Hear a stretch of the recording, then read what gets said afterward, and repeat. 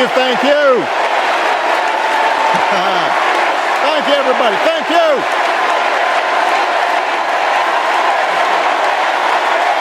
Thank you. Thank you. All right.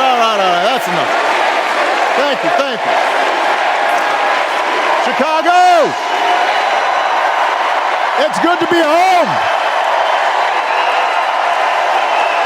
It is good to be home, and I don't know about you, but I'm feeling fired up.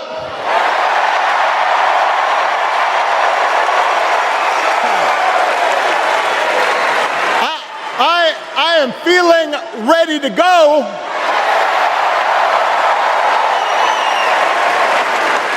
Even if I am the only person stupid enough to speak after Michelle Obama.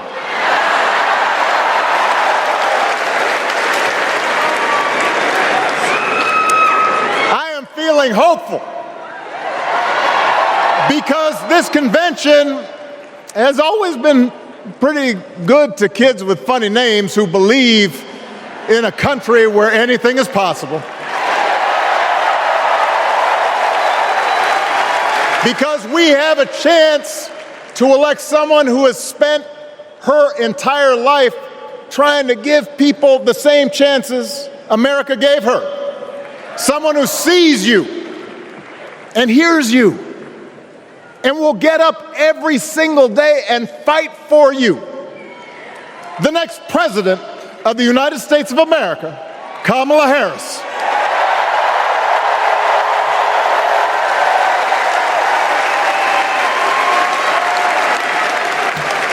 It's been 16 years since I had the honor of accepting this party's nomination for president. And I know that's hard to believe because I have not aged a bit. But it's true. And looking back, I can say without question that my first big decision as your nominee turned out to be one of my best. And that was asking Joe Biden to serve by my side as vice president.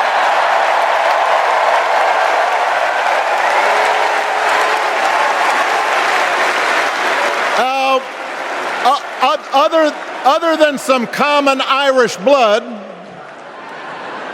Joe and I come from different backgrounds. But we became brothers. And as we worked together for 8, sometimes pretty tough years, what I came to admire most about Joe wasn't just his smarts, his experience. It was his empathy and his decency and his hard-earned resilience, his unshakable belief that everyone in this country deserves a fair shot.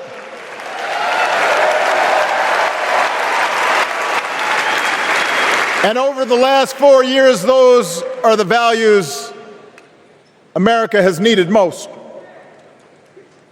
At a time when millions of our fellow citizens were sick and dying, we needed a leader with the character to put politics aside and do what was right. At a time when our economy was reeling, we needed a leader with the determination to drive what would become the world's strongest recovery. 15 million jobs, higher wages, lower health care costs. At a time when the other party had turned into a cult of personality, we needed a leader who was steady and brought people together and was selfless enough to do the rarest thing there is in politics, putting his own ambition aside for the sake of the country.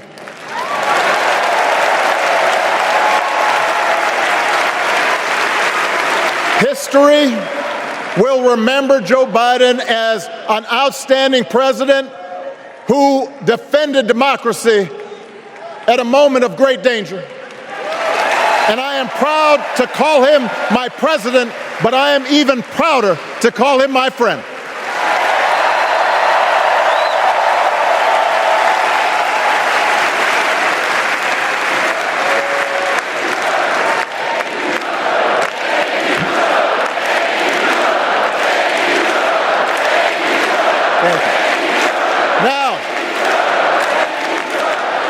The torch has been passed. Now it is up to all of us to fight for the America we believe in. And make no mistake, it will be a fight. For all the incredible energy we've been able to generate over the last few weeks, for all the rallies and the memes, this will still be a tight race in a closely divided country. A country where too many Americans are still struggling. Where a lot of Americans don't believe government can help. And as we gather here tonight, the people who will decide this election are asking a very simple question. Who will fight for me? Who's thinking about my future, about my children's future, about our future together? One thing is for certain, Donald Trump is not losing sleep over that question.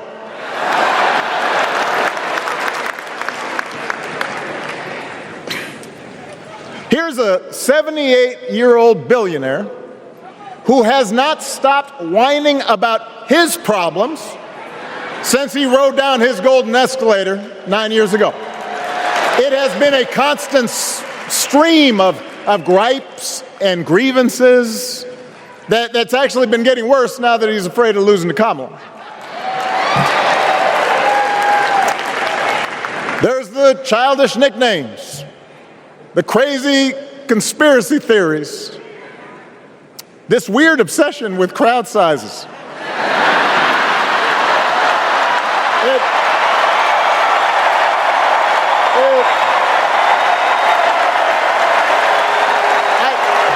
It just goes on and on and on. The other day I heard someone compare Trump to the neighbor who keeps running his leaf blower outside your window every minute of every day.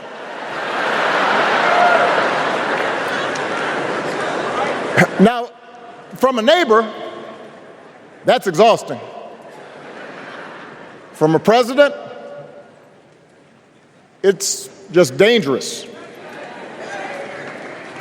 The truth is, Donald Trump sees power as nothing more than it means to his ends. He wants the middle class to pay the price for another huge tax cut that would mostly help him and his rich friends.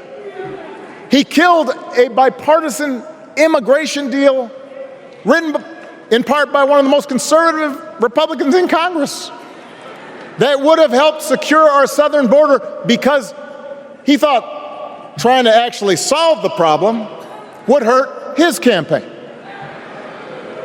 He doesn't, do not boo, vote.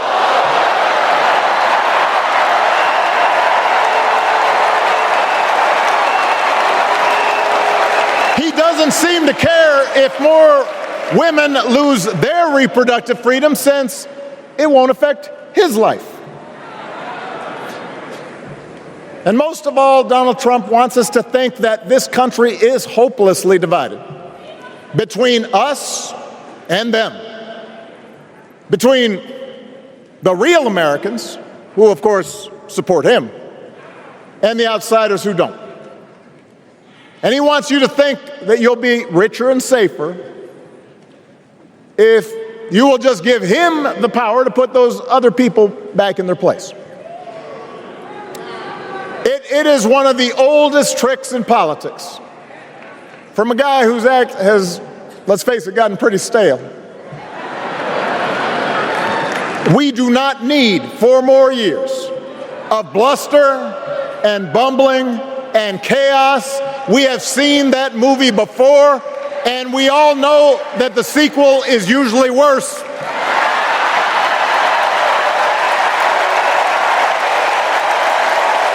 America's ready for a new chapter. America's ready for a better story.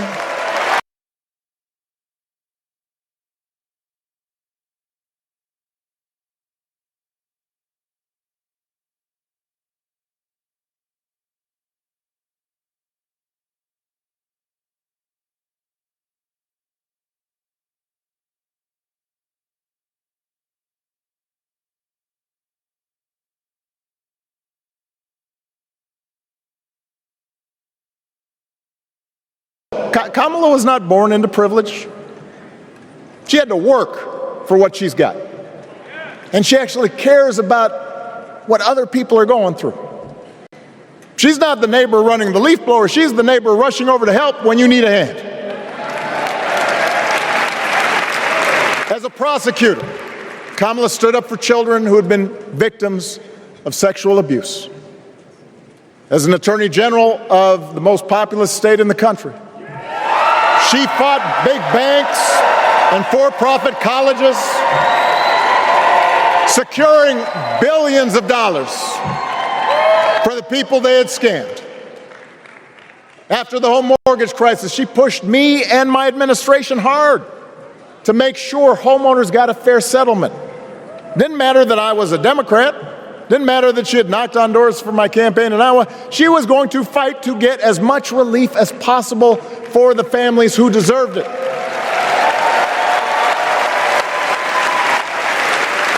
As vice president, she helped take on the drug companies to cap the cost of insulin, lower the cost of health care, give families with kids a tax cut.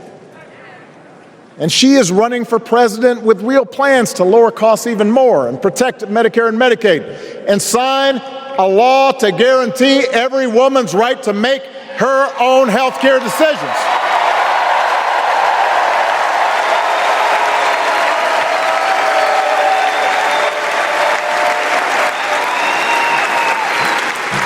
In other words, Kamala Harris won't be focused on her problems.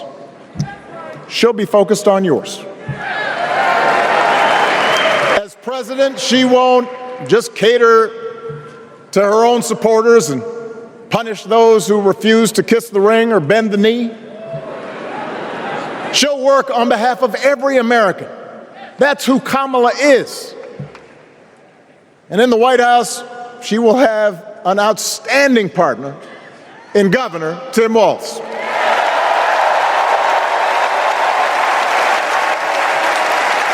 Let me tell you something. Let me tell you something. I love this guy. Tim is the kind of person who should be in politics. Born in a small town, served his country, taught kids, coached football, took care of his neighbors. He knows who he is, and he knows what's important. You can tell those flannel shirts he wears don't come from some political consultant. They come from his closet, and they have been through some stuff.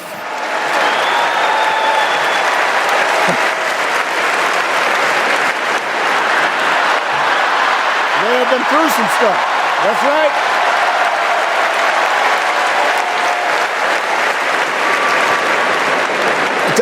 right. Together, Kamala and Tim have kept faith with America's central story. A story that says we are all created equal. All of us endowed with certain inalienable rights, that everyone deserves a chance, that even when we don't agree with each other, we can find a way to live with each other.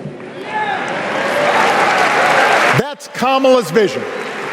That's Tim's vision. That's the Democratic Party's vision. And our job over the next 11 weeks is to convince as many people as possible to vote for that vision. Now, it won't be easy. The other side knows it's easier to play on people's fears and cynicism, always has been. They will tell you that government is inherently corrupt, that sacrifice and generosity are for suckers. And since the game is rigged, it's okay to take what you want and just look after your own. That's the easy path. We have a different task. Our job is to convince people that democracy can actually deliver.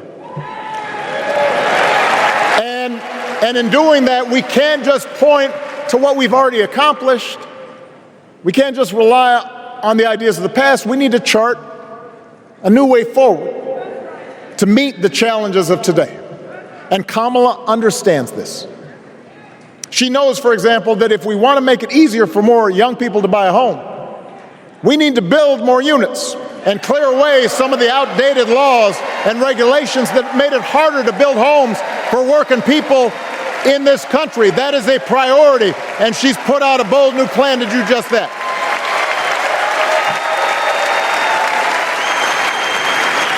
On health care, we should all be proud of the enormous progress that we've made through the Affordable Care Act, providing millions of people access to affordable coverage, protecting millions more from unscrupulous insurance practices. And I noticed, by the way, that since it's become popular, they don't call it Obamacare no more.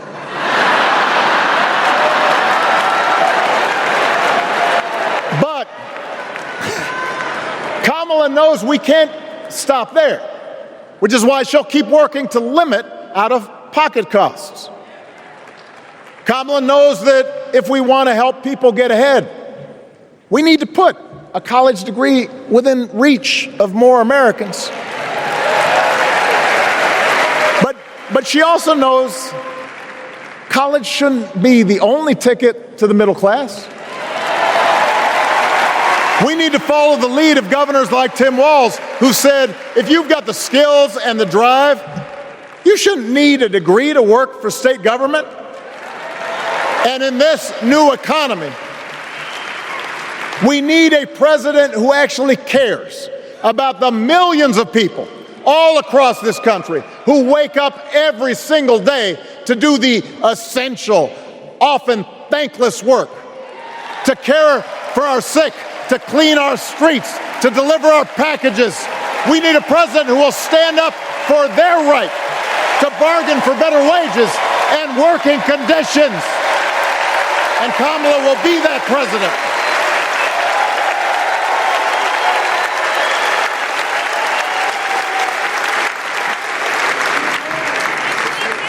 Yes, she can.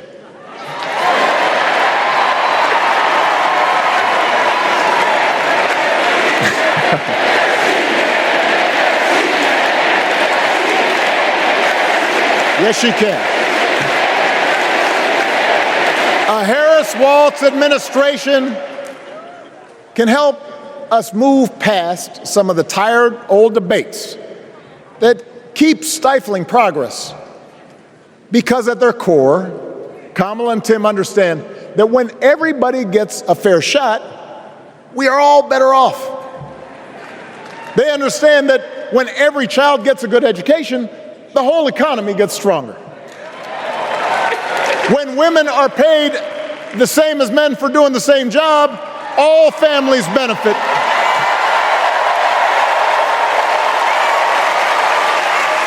They understand that we can secure our borders without tearing kids away from their parents, just like we can keep our streets safe while also building trust between law enforcement and the communities they serve and eliminating bias.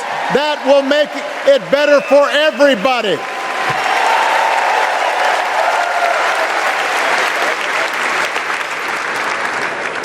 Donald Trump and his well-heeled donors, they don't see the world that way. For them, one group's gains is necessarily another group's loss. For them, freedom means that the powerful can do pretty much what they please, whether it's fire workers trying to organize a union or put poison in our rivers or avoid paying taxes like everybody else has to do.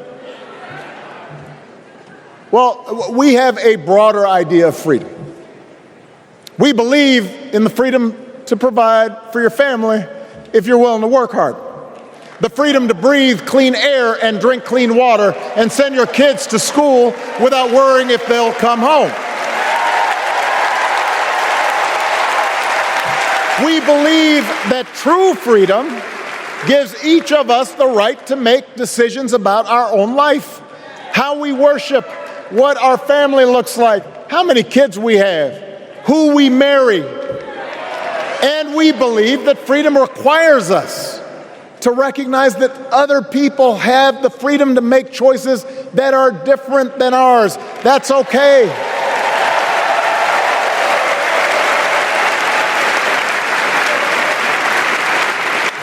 That's the America Kamala Harris and Tim Walz believe in. An America where we, the people, includes everyone. Because that's the only way this American experiment works. And despite what our politics might suggest, I think most Americans understand that. Democracy isn't just a bunch of abstract principles and dusty laws in some book somewhere. It's the values we live by. It's the way we treat each other, including those who don't look like us, or pray like us, or see the world exactly like we do.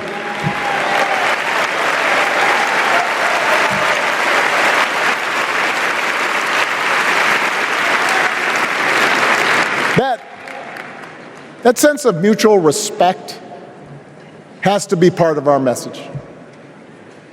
Our politics have become so polarized these days that all of us across the political spectrum seem so quick to assume the worst in others, unless they agree with us on every single issue. We start thinking that the only way to win is to scold and shame and out-yell the other side. And after a while, regular folks just tune out, or they don't bother to vote. Now, that approach may work for the politicians who just want attention and thrive on division, but it won't work for us. To make progress on the things we care about, the things that really affect people's lives, we need to remember that we've all got our blind spots and contradictions and prejudices, and that if we want to win over those who aren't yet ready to support our candidates, we need to listen to their concerns and maybe learn something in the process. After all, if a parent or grandparent occasionally says something that makes us cringe, we don't automatically assume they're bad people. We recognize that the world is moving fast, that they need time and maybe a little encouragement to catch up. Our fellow citizens deserve the same grace we hope they'll extend to us.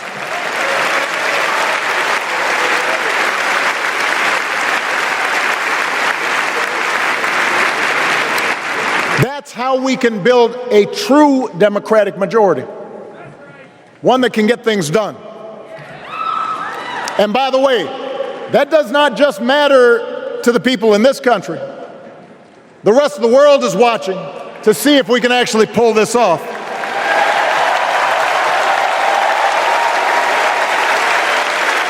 No nation, no society has ever tried to build a democracy as big and as diverse as ours before. One that includes people that over decades have come from every corner of the globe. One where our allegiances and our community are defined not by race or blood, but by a common creed. And that's why when we uphold our values, the world's a little brighter. When we don't, the world's a little dimmer. And dictators and autocrats feel emboldened. And over time, we become less safe. We shouldn't be the world's policemen, and we can't eradicate every cruelty and injustice in the world. But America can be and must be a force for good, discouraging conflict, fighting disease, promoting human rights, protecting the planet from climate change, defending freedom, brokering peace. That's what Kamala Harris believes, and so do most Americans.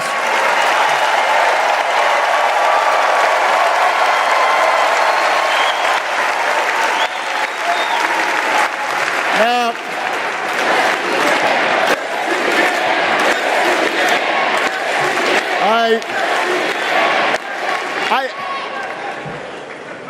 I know these ideas can feel pretty naive right now. We live in a time of such confusion and rancor, with a culture that puts a premium on things that don't last. Money, fame, status, likes. We chase the approval of strangers on our phones. We build all manner of walls and fences around ourselves, and then we wonder why we feel so alone.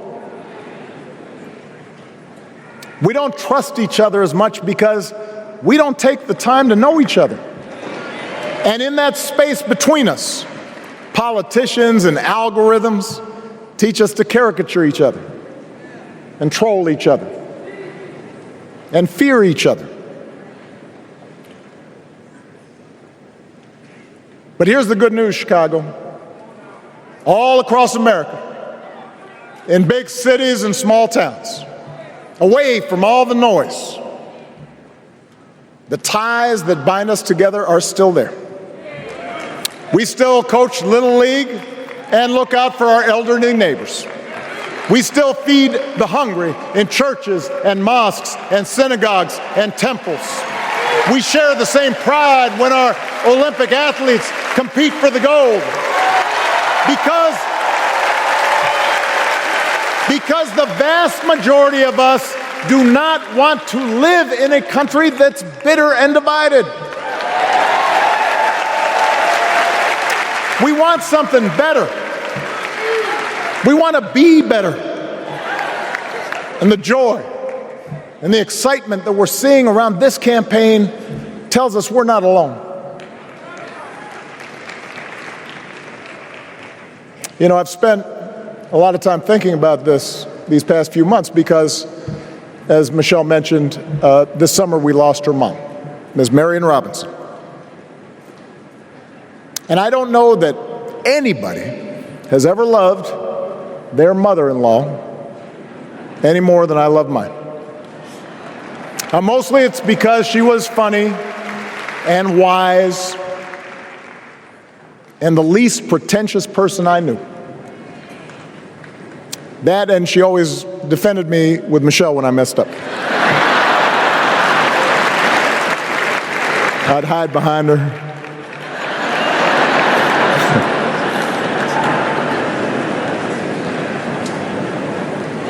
But I also think one of the reasons Mary and I became so close was she reminded me of my grandmother, the woman who helped raise me as a child. And on the surface, the two of them did not have a lot in common.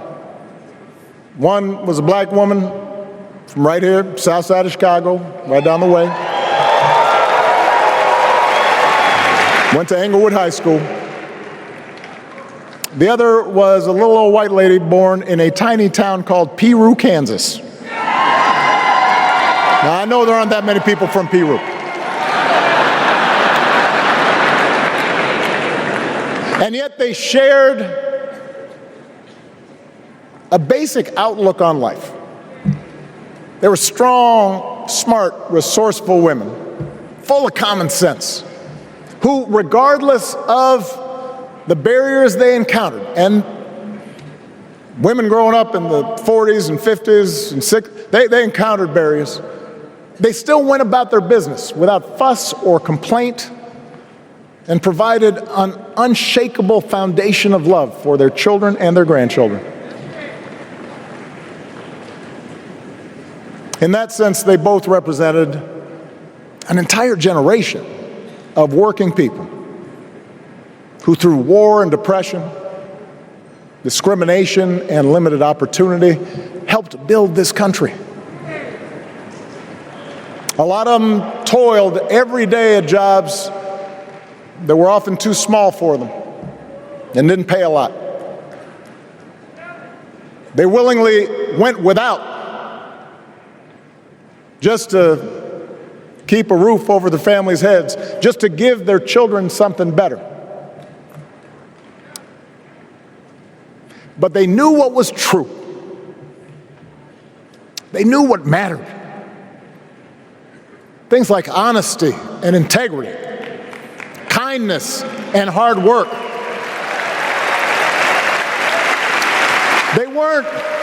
They weren't impressed with braggarts or bullies. They didn't think putting other people down lifted you up or made you strong. They didn't spend a lot of time obsessing about what they didn't have. Instead, they appreciated what they did. They found pleasure in simple things. A card game with friends, a good meal, and laughter around the kitchen table. Helping others.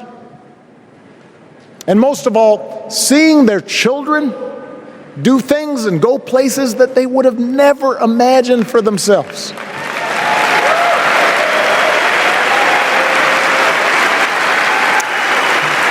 Whether you are a Democrat or a Republican or somewhere in between, we have all had people like that in our lives. People like Kamala's parents, who crossed oceans because they believed in the promise of America. People like Tim's parents, who taught him about the importance of service. Good, hard-working people who weren't famous or powerful, but who managed in countless ways to leave this country just a little bit better than they found it. As much as any policy or program, I believe that's what we yearn for. A return to an America where we work together and look out for each other. A restoration of what Lincoln called, on the eve of Civil War, our bonds of affection. An America that taps what he called the better angels of our nature. That is what this election is about. And I believe that's why if we each do our part over the next 77 days, if we knock on doors, if we make phone calls, if we talk to our friends, if we listen to our neighbors, if we work like we've never worked before, if we hold firm to our convictions, we will elect Kamala Harris as the next President of the United States, and Tim Walz as the next Vice President of the United States. We will elect leaders up and down the ballot who will fight for the hopeful, forward-looking America we all believe in, and together we too will build a country that is more secure and more just, more equal, and more free. So let's get to work. God bless you, and God bless the United States of America.